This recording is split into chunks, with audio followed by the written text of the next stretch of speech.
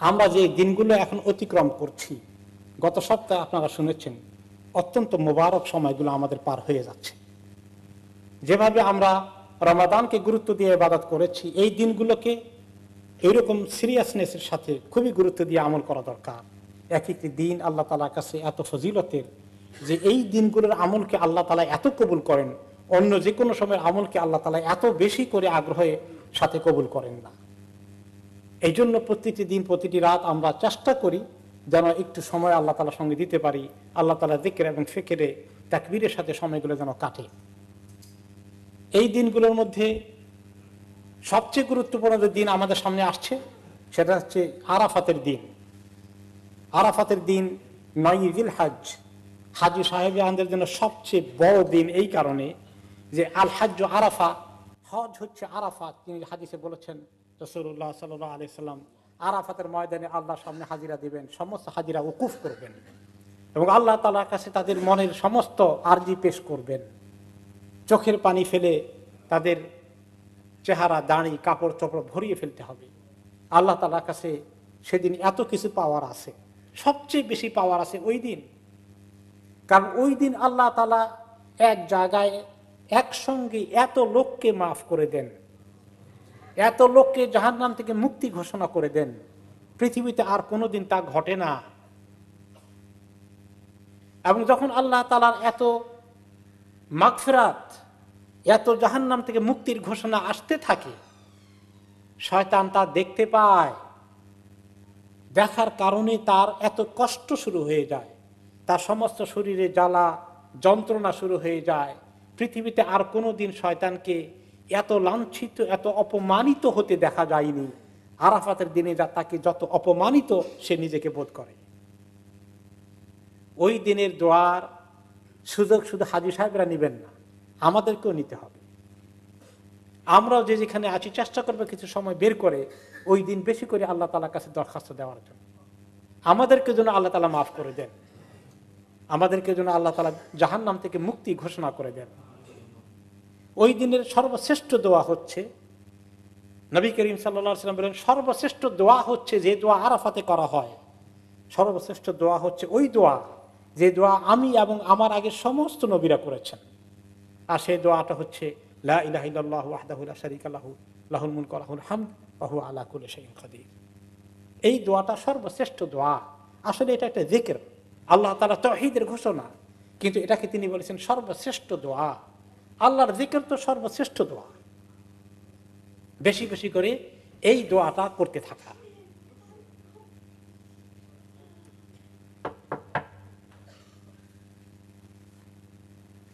আল্লাহ তাআলার জিকির এবং দোয়া এই আরাফাতের দিন কাটাতে হবে। এই দোয়া এবং পাশাপাশি যত দোয়া আমরা জানি, চোখের পানি ফেলে ফজরের পরে, জোহরের পরে, আসরের পরে, মাগরিবের পরে, এশার পরে, আগে পরে কোরআন তেলাওয়াত করি, এভাবে আমরা আরাফাতের দিনটাকে একটু কাজে লাগাই। যারা চাকরি বাকরি কাজে কর্মে যাবেন, কাজে কর্মের ফাঁকে আসার পরে একটু সময় কাটাই। আরাফাতের দিনের পরে যে দিনটা আসতেছে সেটাও অত্যন্ত গুরুত্বপূর্ণ, 10ই জিলহজ, যেটাকে ইয়ামুল হজ্জুল আকবার বলা হয়েছে। হাজী সাহেবানগণ সেদিন হজের সবচেয়ে বেশি কাজগুলো 10 তারিখে আদায় করেন। মুজদালিফা থেকে মিনায় যান, মিনা থেকে পাথর মারেন সেখানে, তারপরে কোরবানি করেন, চুল কাটেন, কাবা শরীফে গিয়ে, মক্কা শরীফে গিয়ে আল্লাহর ঘরের তাওয়াফ করেন, সাই করেন, অনেক কাজ। এই জন্য ওই দিনকে বলা হয়েছে হাজীদের বড় দিন, হজের সবচেয়ে বড় দিন, এই কারণে যে অনেকগুলো কাজ করা হয়। আমাদেরকে আল্লাহ তাআলা পরিপূর্ণ বঞ্চিত করে দেননি। আমাদেরকে আল্লাহ তাআলা ঈদের নামাজ দিয়েছেন এবং কোরবানি করতে বলেছেন, ফাসাল্লি লিরাব্বিকা ওয়ানহার। ওই দিন আমরা আল্লাহর জন্য নামাজ পড়ব আর আমরা কোরবানি করব। এবং এই 9 তারিখ থেকে যে আমাদের একেবারে ওয়াজিব তাকবীর শুরু হয়ে যাবে, ফজরের পর থেকে নামাজের পরে আমরা তাকবীর পড়ব। সালাম ফিরানো হয়ে গেলেই আল্লাহু আকবার, আল্লাহু আকবার, লা ইলাহা ইল্লাল্লাহ, আল্লাহু আকবার, আল্লাহু আকবার, ওয়া লিল্লাহিল হামদ। কমপক্ষে একবার পড়া ওয়াজিব, কোন কোন ইমাম বলেছেন। কমপক্ষে 3 বার পড়া সুন্নত। আর এর বেশির মধ্যে কোনো আপত্তি নাই। আমরা মনে করছি মাত্র 3 বার পড়তে হয় আর যেন না পড়া হয়। কমপক্ষে, বেশির কোনো সীমা নেই। এবং শুধু নামাজের পরে না, নামাজের আগে পরে যে কোনো সময় মনে পড়ে এই দিনগুলোতে, আরাফাতের দিন, ঈদের দিন, এমনকি আইয়ামে তাশরিক 3 দিন পরে যেটা আছে 11, 12, 13, ওই 3 দিনও আমরা বেশি করে তাকবীর পড়ব। শুধু নামাজের পরেটা একদম ফিক্স করা, কিন্তু এর আগে পরে সারাদিন তাকবীরের সুযোগ। কারণ নবী করিম সাল্লাল্লাহু আলাইহি ওয়াসাল্লাম বলেছেন যে আইয়ামে তাশরিক, মিনার দিনগুলো খাওয়ার দিন, পান করার দিন আর আল্লাহকে ডাকার দিন। এই তাকবীরের মাধ্যমে আল্লাহকে বেশি করে ডাকা হয়। এই জন্য আল্লাহ তাআলা আবার আরেকটা হুকুম দিয়েছেন যে আমরা যেন ঈদের পরে কেউ রোজা না রাখি। ঈদের দিনে রোজা রাখা যেমন হারাম, কোরবানির ঈদের পরে আরো 3 দিন রোজা রাখা হারাম। আল্লাহ তাআলা খাওয়া আমাদেরকে কম্পালসারি খাওয়াবেন, কারণ আমরা কোরবানি দেব, কোরবানির গোশত খাবো, যারা দেব তারাও খাবো, যারা দেব না তাদেরকেও খাওয়া শরীক করব। নিজেরা খাও, গরিব দুঃখী অসহায়দেরকে খাওয়াও। এই তাকবীর বিশেষ করে ঈদের রাত্রে যখন আমরা ঈদের দিন সকালে নামাজ পড়তে আসবো, তাকবীরের সাথে আসবো। যখন বসবো, বসে বসে গল্প গুজব কথাবার্তা না বলে তাকবীর যত বেশি পড়বো, ইমাম সাহেব শুরু করার আগে নিজেরা তাকবীর শুরু করতে থাকি, পড়তে থাকি। ঈদের দিনের আরো অনেকগুলো সুন্দর সুন্দর সুন্নত আছে। গোসল করে নেওয়া সুন্নত। নবী করিম সাল্লাল্লাহু আলাইহি ওয়াসাল্লাম গোসল করতেন ঈদের সময়, বিনা গোসলে ঈদের নামাজ পড়তেন না। ফরজ না হলেও অত্যন্ত গুরুত্বপূর্ণ সুন্নত। এরপরে সুন্দর জামা কাপড় পরাটা, তিনি পরতেন, ওনার খাস জামা ছিল, একটি স্পেশাল পোশাক পরতেন ঈদের দিনে, আতর লাগাতেন, এক রাস্তা দিয়ে আসতেন, আরেক রাস্তা দিয়ে ঘরে যেতেন। এটা সুন্নত, যদি থাকে এরকম কারো একাধিক রাস্তা।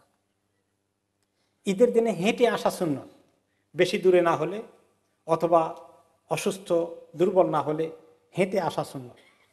হাঁটার মধ্যে অনেক ফায়দা, স্বাস্থ্যের জন্য ফায়দা। সুন্নতের আমল হলো গাড়ি পার্কিংয়ের ঝামেলা থেকে বেঁচে গেলাম।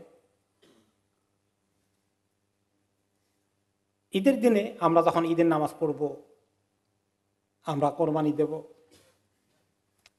এদের সাথে সঙ্গে সঙ্গে কোরবানি পাওয়া যায় না, হয়তো পরের দিন পাবো। তারপরেও আমরা 3-4 দিন কোরবানির এই ঈদের যে সময় রয়েছে পাস করব, আনন্দ করব, খাওয়া দাওয়া করব।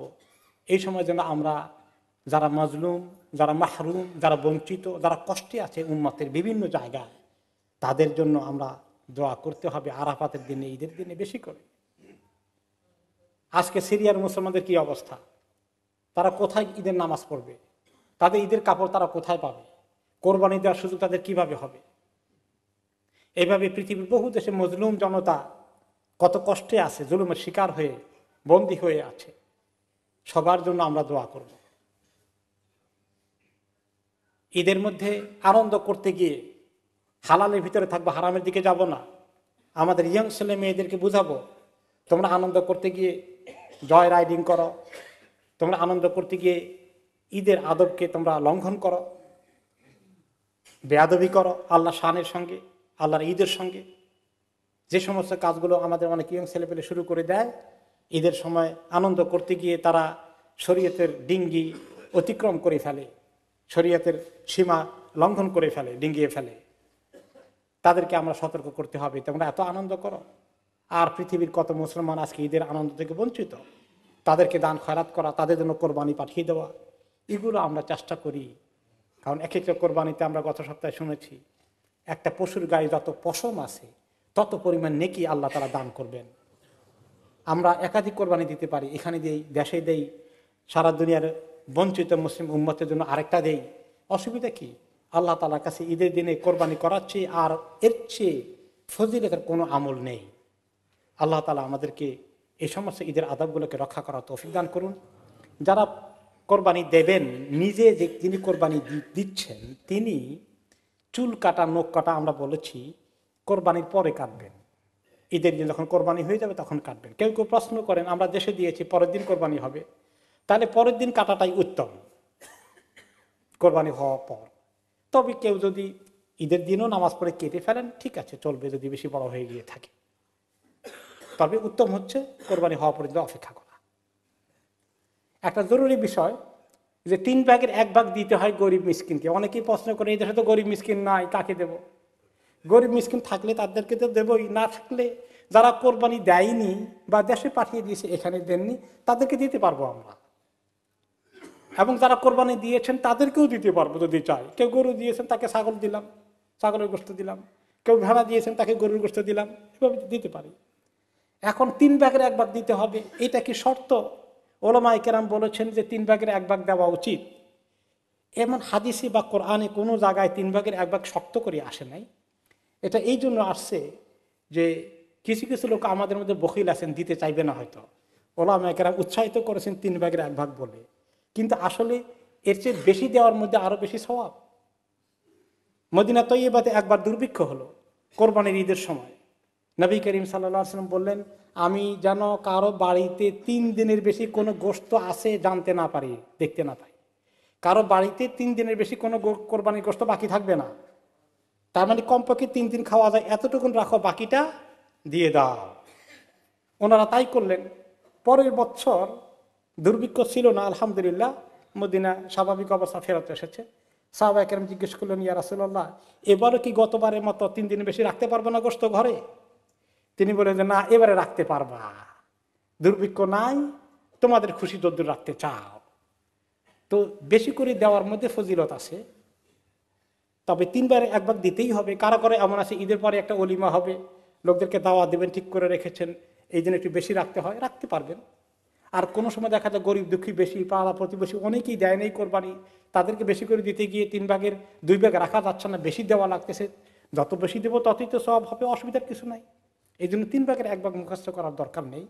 বেশিও দিতে পারি, কমও দিতে পারি অবস্থা অনুযায়ী, তবে যত বেশি দেওয়া যায় তত সওয়াবের পরিমাণ বেশি হবে।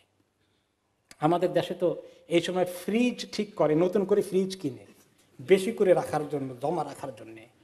আল্লাহ তাআলা আমাদেরকে বেশি করে দেওয়ার তৌফিক দান করুন। আমরা যেন এই ঈদের আমলগুলো করি। বিশেষ করে আমাদের যখন তাকবীর হয়, তাকবীরের আমলটা একজন আমাকে জিজ্ঞেস করেছেন, এটা কি শুধু পুরুষদের জন্যে? জামাতে নামাজ পড়লে সেখানে একটু জোরে পড়া হয়, সবাই এত জোরে চিৎকার করতে হবে না। আবার ও এত জোরে চিৎকার করে, কেউ যদি মাসবুক হয়, লেটে আসে নামাজ পড়তে, 1 রাকাত 2 রাকাত পড়তে হয়, বেচারা নামাজ পড়া মুশকিল হয়ে যাবে। এত জোরে পড়া লাগে না। ইমাম সাহেব বা একাধজন যে একটু মনে করিয়ে দেয় সবাইকে, তারা ভুলে গেছেন, ততটুকুন একটু নিচু আওয়াজে পড়াটাই উত্তম।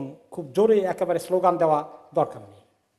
আমাদের সিস্টাররাও যারা জামাতে পড়বেন না, একলা পড়লেও তাকবীরের আমল করবেন, কারণ তাকবীর একটা ইবাদত। এটা শুধু পুরুষদের জন্য নয়, মহিলাদের জন্য। ওয়াবিল্লাহি তাওফিক।